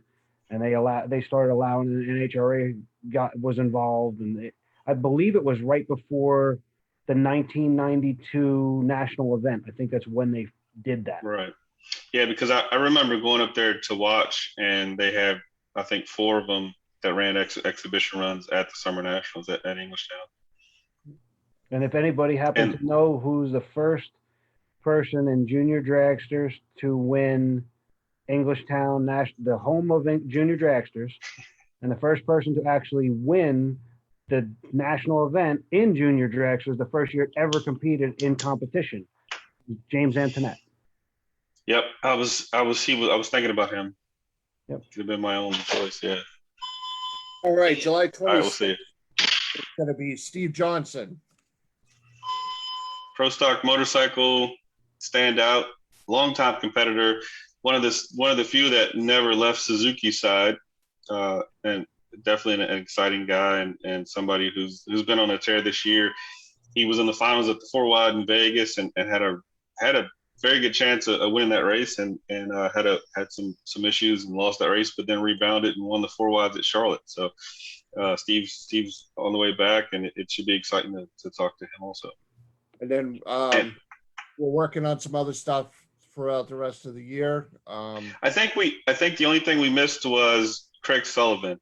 I think Craig was supposed to be on the first week of July, I believe. Yeah, I know I might have jumped ahead here.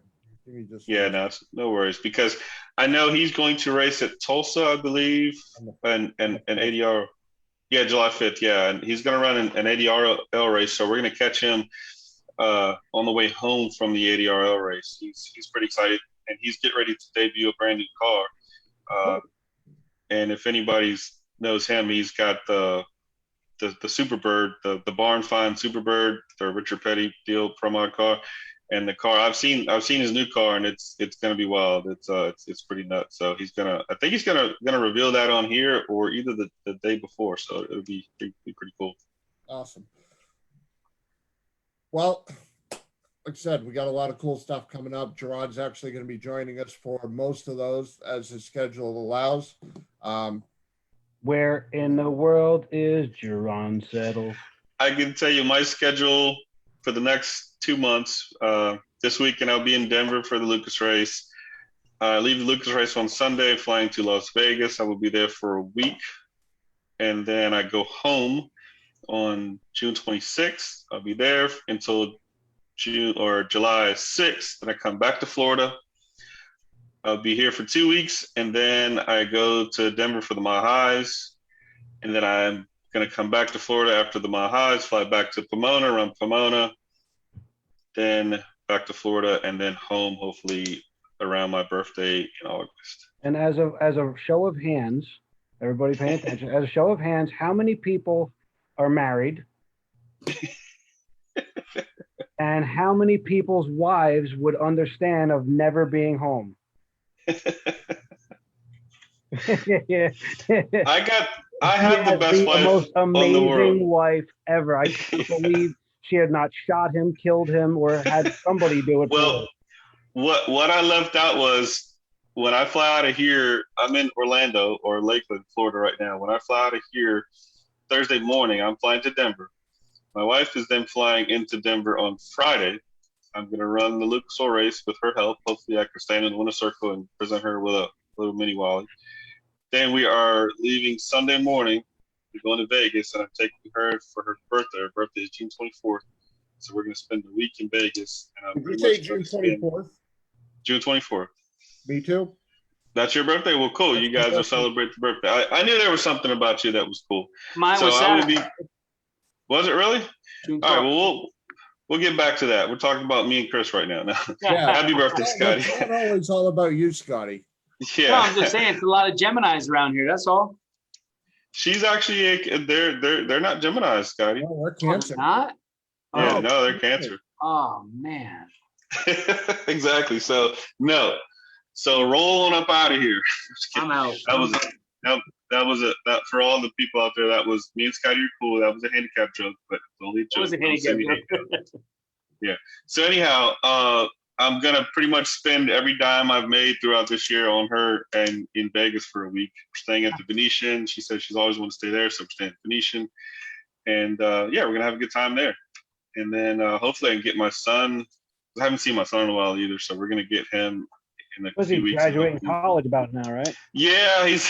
I'm gonna try to take him to Clearwater. He loves the beach and loves the pool, so we're gonna hopefully before the summer's out get back there and hit Clearwater and spend a week here. So, but yeah, I fly pretty much somewhere every week between Crazy. That's Vegas a lot and Florida. of traveling. A lot of traveling. Yeah. How much did you spend in rental cars last year? Last year I spent $16,000 I was in a rental car last year for 212 days. That's insane. What? Yeah. I flew 71 times last year. Like it was great sometimes because like during the pandemic, I literally flew. I had a flight actually when I left the Denver divisional last year. There was 3 of us on the flight back to Vegas. So most of the time I was the only one renting a car, the only one at the airport. So I'm not liking. Is it just racing or is it racing and like painting, like both? Racing and painting, both. Yeah. You're probably able to get flights for like $5. I have a good amount of miles. Yeah, I think like this year from January 1st to right now, I think I've got 70,000 miles this year, and I haven't even flown that much this year. Speaking of one other thing we talked about recently, did you happen to talk to your boy about a body for my car? I did, and he said he will definitely hook you up, and he didn't give me a price yet, but we'll get that figured out. All right. So we can Probably just like that helmet I ordered. Hey, that's different. Okay, that was COVID related. Thank you. Scott, just for nothing, when you have Jerron, if he's painting a helmet for you, make Probably sure. No, Chris, I was just ordering a helmet through him from Race Quit. Oh, I say if you're gonna have him paint it, make sure he changes the gaskets. Oh, gee, I didn't see that coming. I should have, but I didn't see that coming. Jesus Christ, this freaking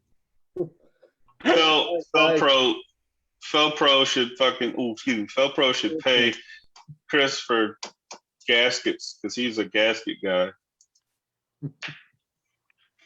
Very cool. But Well, anyhow, go ahead. I'm sorry. Go ahead, finish up. Sorry.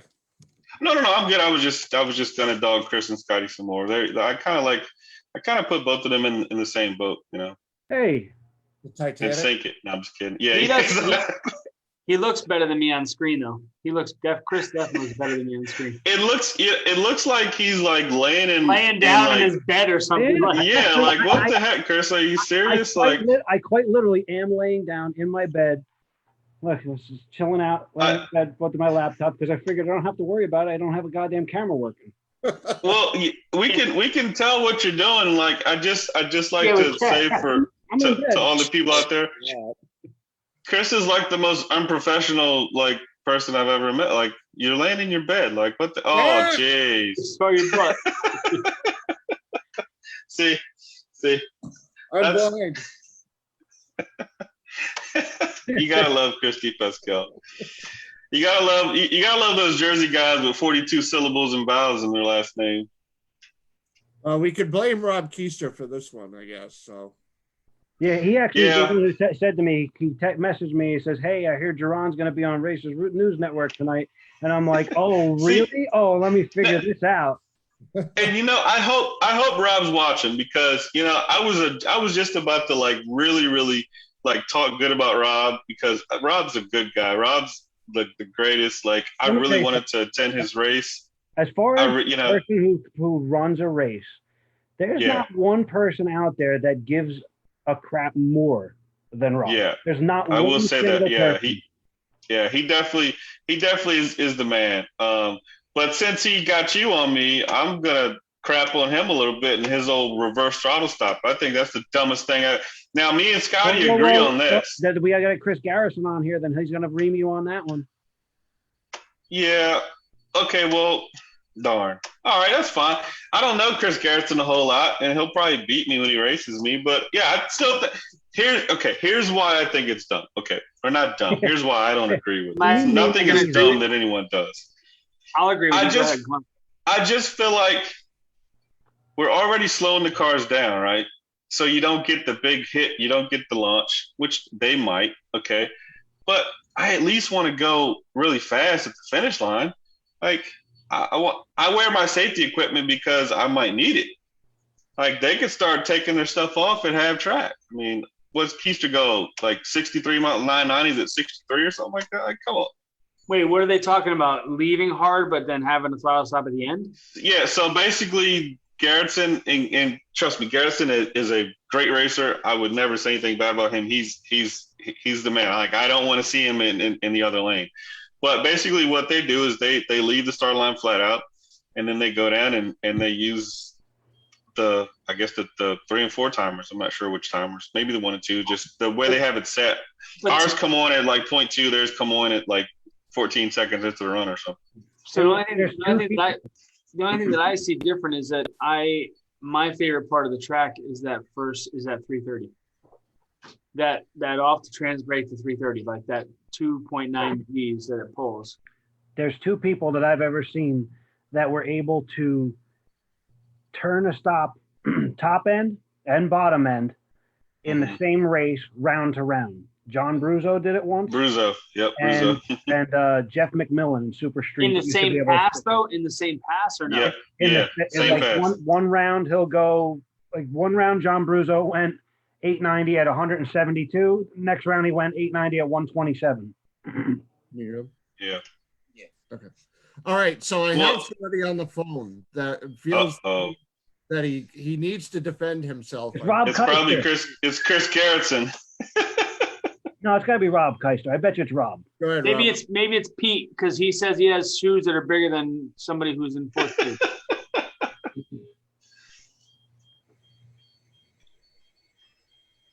Who is it?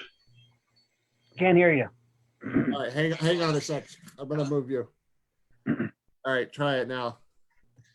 All right, so the deal with the top end throttle stop thing is that is my father's deal. So it's my father's car. My father doesn't. First of all, hold on. First of all, who is this? You got to announce who you are. You can't just come in here talking halfway through the paragraph. Announce who you are, Mr. Keister.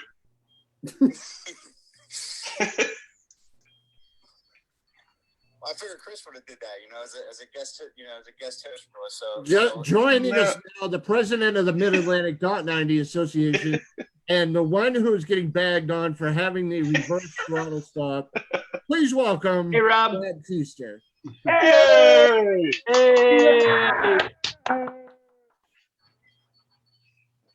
All right, so it's your father's deal. Top end throttle stop thing is my father's doing. My father has been doing it for 20 plus years now, and it's because he's 73 years old. He doesn't want to go fast anymore, and that's just his thing. And because it is his car, unfortunately, when I do actually get a chance to actually drive, when not being a kick-ass promoter, I have to abide by his rules. So I have fought him tooth and nail on doing things just like normal people, but they fall on deaf ears. Why be normal? Rob, trust me, we're just messing with it. We love you. We love your dad and all. We just, I figured the more Chris got on here, I figured it might have had something to do with you, but I still love you. You're not getting a discount on your next helmet, by the way, but It's okay. I'm just, you know, I got a couple more months, so you let me know when you're ready to pick my helmet. I'll tell Chris. What do you say? We're gonna send it to Chris to have him change the gaskets on it. Yeah, Jerron's gonna paint it. I'm gonna glue the gaskets in. Yeah. But no, Rob, you're cool, and trust me, I definitely get like I don't running Super Cup. I don't want to run Chris Garrettson. Like I just don't. I'm not saying I'm scared of him, but I don't want like that. Like because my car goes like 187, and what's he run, Chris? 120 something, 125 or something. Yeah, he's like 123, 124. I think he does. Yeah, so like that's not a run that I'm looking forward to racing, you know. So I get why he does it, you know. It's absolutely, if you're gonna try to throw off your competitor, he's winning. Hey Rob. What? While you're on here, why don't you let everybody know what you have coming up with the your upcoming races and your .90 Nationals? Absolutely. The next race for us for the series is July 10th and 11th at New Media Dragway. Unfortunately, the weekend before the division race, which is the weekend following, there's a diesel truck race going on there at New Media, and it's a big money getter for the Domino family. And so, unfortunately, we're going to be there 2 weeks before the division race. We would definitely love to get the weekend before or the weekend after, but unfortunately, just couldn't get it that weekend. So we'll be there July 10th and 11th. There's also 2 big bracket races going on at New Media, also guaranteed 2,000 hours to win both days there in Super Pro. And then we go the following weekend after the division race, we go to Cecil County Dragway, which is July 31st and August 1st, which anybody's been seeing the updates on from Cecil. Jimmy and his crew are redoing all of Cecil County Dragway right now. They're putting all brand new stuff in and polishing it and grinding it all down and stuff to hopefully make it nice and smooth for everybody. There's some pictures up there right now where they just broke it all down. It's all broken up. That first 100 That's foot. cool. That's cool. So that's the famous Uncle Buck Pig Roast. Chris has actually been there 2 times or was to come see that event. Great event. And I think Chris D's been there once or twice, I think, also. So, yeah. You know, if anybody remembers from Chris's old show, you know, the big old event where it was a huge pig roast. And we got some cool things going on this year. We got T-shirts, a couple special awards. And we actually have a liquor distributor actually going to be coming, selling some stuff there also that night. So at the big roast. At what race? And then the weekend after, That's the big roast. Cecil County. The ACO .90 race, which is August, I think, 13th and 14th. And then we have the big .90 Nationals, which is going to unfortunately be on Labor Day weekend now, with Maple Grove being rained out. Dave and his team picked up the weekend that was my original .90 Nationals. So we had to work with Maple Grove to do the .90 Nationals that'll be on Labor Day weekend, which is, of course, Indy and Yellow Bullet. Yellow Bullet too, yeah. We get 80 cars in any class where it was. It's guaranteed $7,500 to win, and Super Comp, Super Gas, Super Street. There's also 2 bracket races also going on both those days, and then we'll do a high roller 64 car shootout on Friday, which would be $4,500 to win if we get 64 cars, and then if we get 80 cars, and on that, it'll be $7,500 to win on Sunday. So, Hey Rob, let me ask you a question. I think last year you dabbled in it. Are you going to have any more top dragster, top sportsman stuff at any of your races? The plan was to have the .90 Nationals was going to have top sportsman and top dragster with us. Okay. I kind of started helping out Maple Grove. Maple Grove has a series called the Top Challenge Series, and I started helping them out a little bit over the winter time to try to get their program back to where it used to be. Unfortunately, they were guaranteeing their payouts and only getting probably 6 to 7 cars. And so any mathematician would sit there and tell you, entry fee, what you were actually paying out, you were definitely in the red. So I went and started helping out the Maple Grove staff over the wintertime, redoing all their payouts and stuff. And we had Top Sportsman and Top Dragster with us at the Dave Stein race. We were going to have him at the .90 Nationals, but with us moving to Labor Day with Yellow Bullet being that same weekend, it kind of you don't want to compete with that. Yeah, the Top Sportsman guys, because they, Top Sportsman, it's a big Top Sportsman race for them to go to Yellow Bullet. So we're actually going to have a race next weekend, next Saturday, for Top Dragster, Top Sportsman at Maple Grove. And then I think July 17th and 18th, there was one race during their Super Chevy show. And then there's another race somewhere along the way, but you can go on Facebook and check it out. It's called the Top Challenge, presented by Competitive Solutions or Suspension. Okay. But yeah, the plan eventually is to start trying to put a lot more Top Dragster, Top Sportsman cars in with my series. Sure.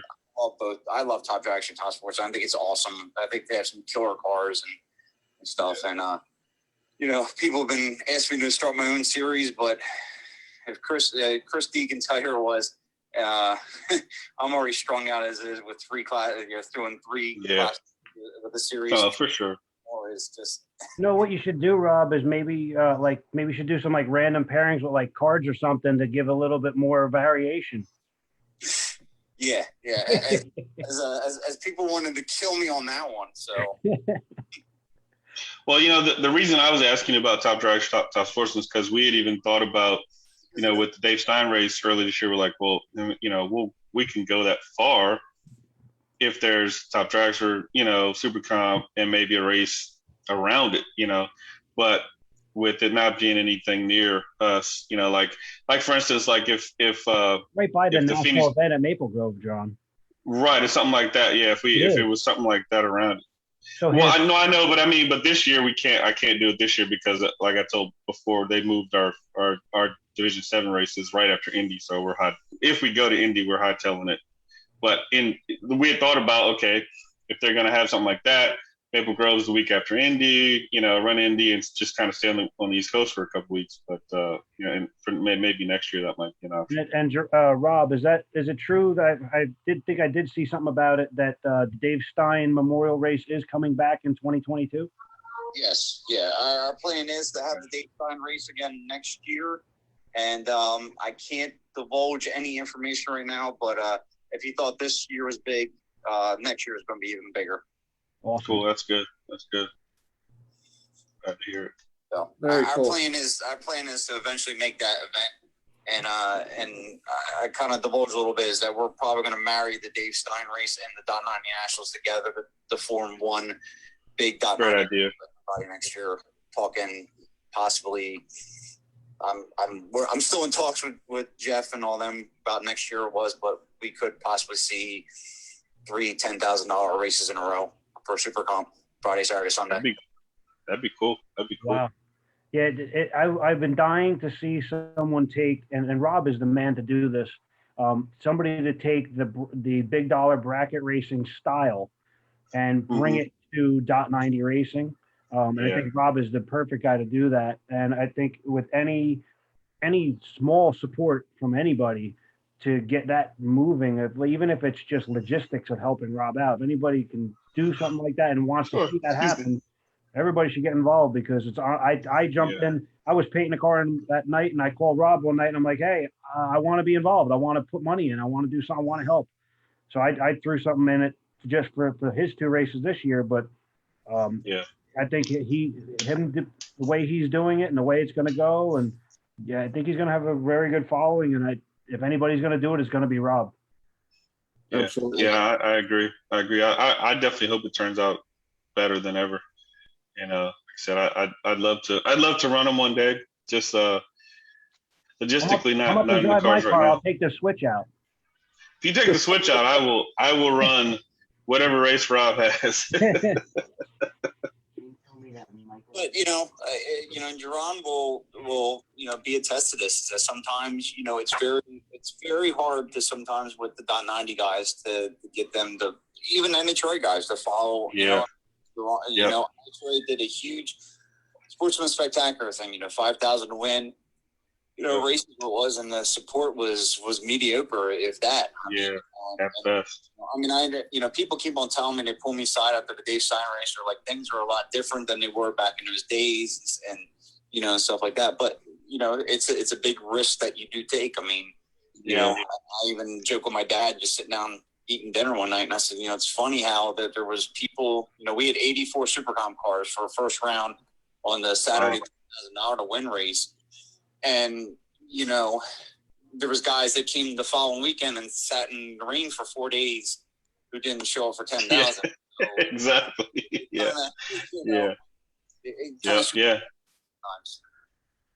Yeah. That was the deal with, with IHRA that, we never understood. They had a super gas race at Pittsburgh that was guaranteed $8,000, and they had like 14 cars show up. It's like, what?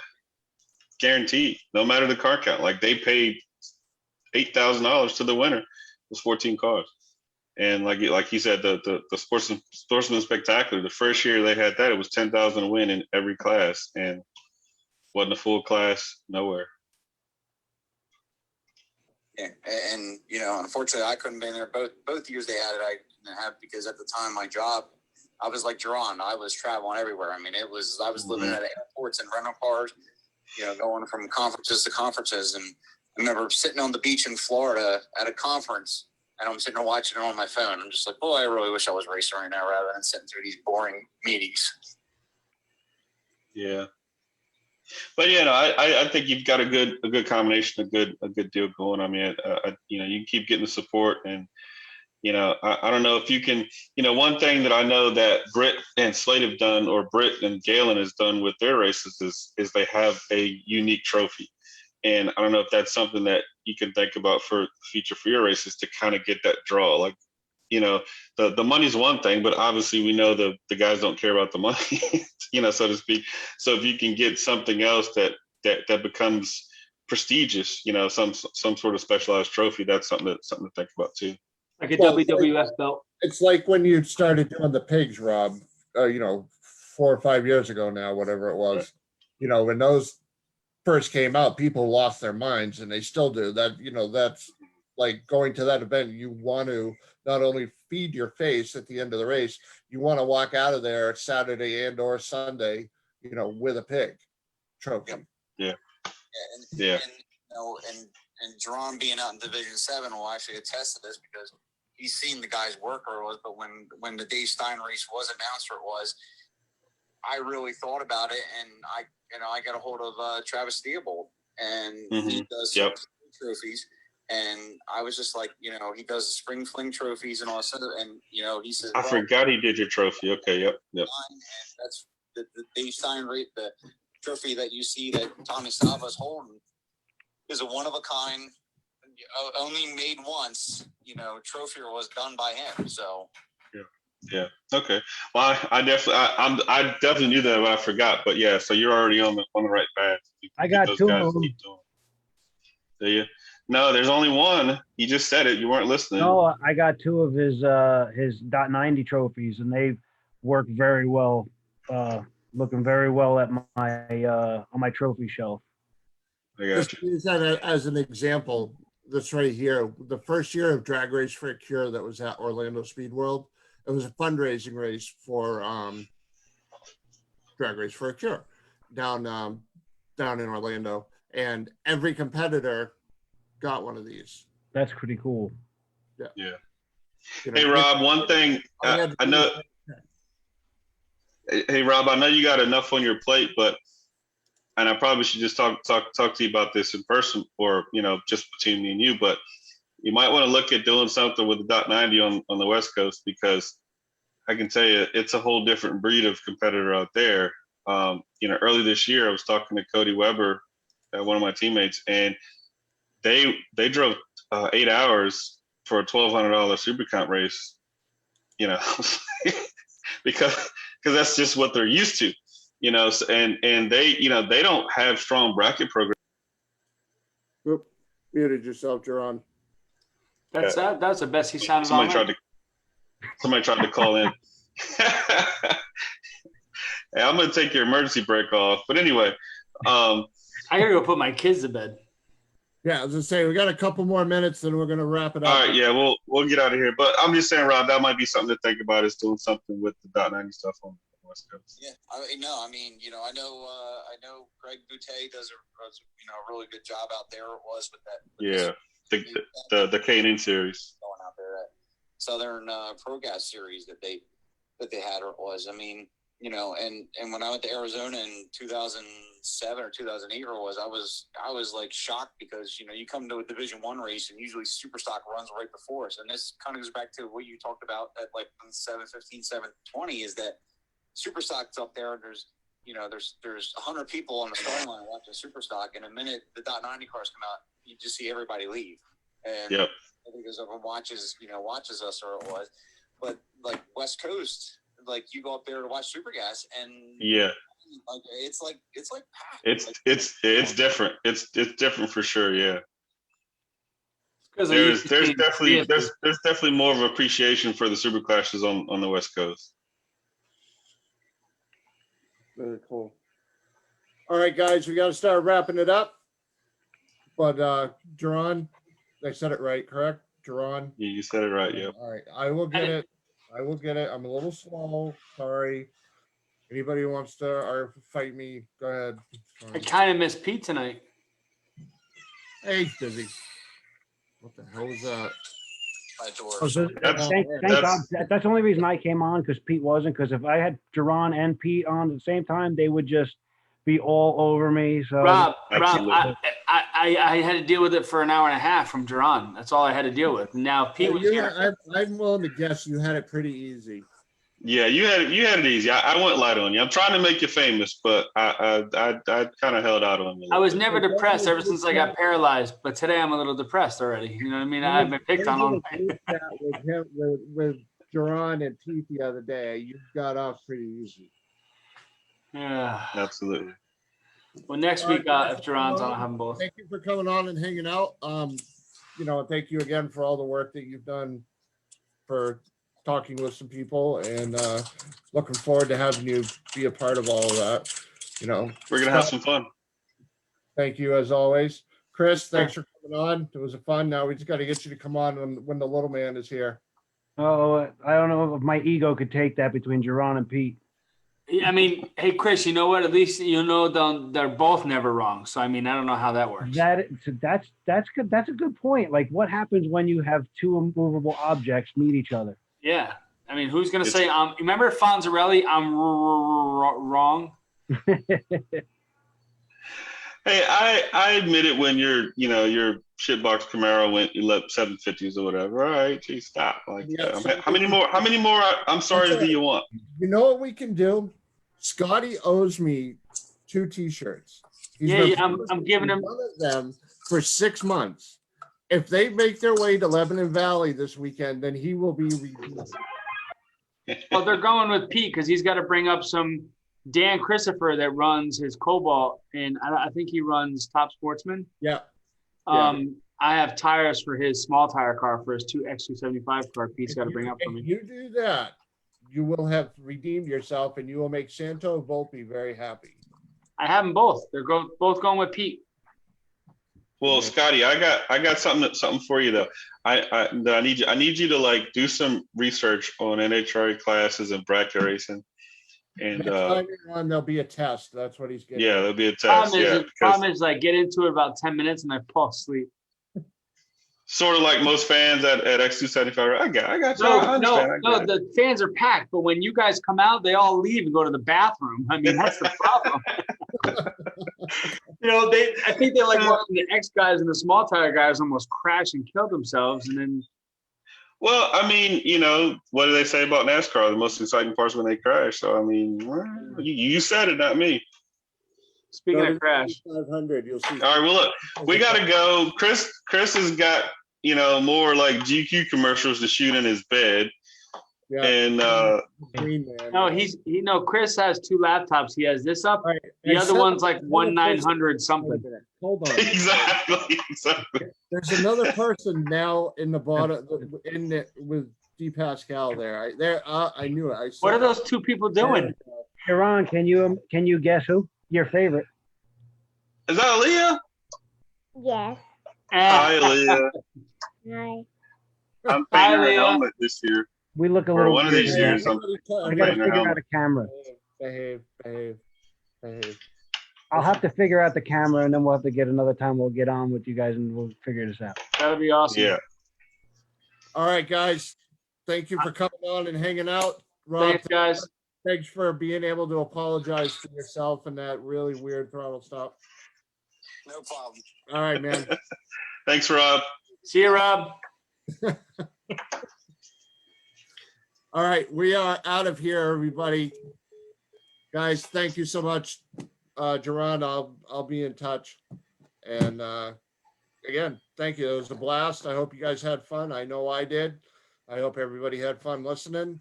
And we will play Scotty's favorite thing.